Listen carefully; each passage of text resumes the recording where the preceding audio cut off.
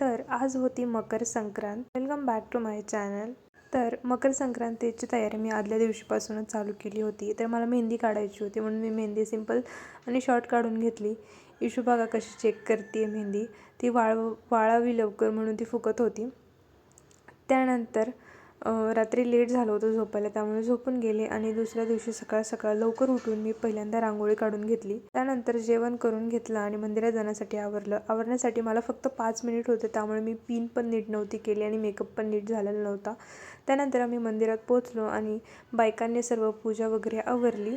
मी गाडीतच बसलेली होती कारण मला हिंमत नव्हती होत बाहेर उतरायची, कारण मी साडी वेअर केलेली होती. त्यानंतर आम्ही घरी गेलो आणि आमच्या घराजवळच्याच मंदिरात बाकीची पूजा आम्ही करणार होतो.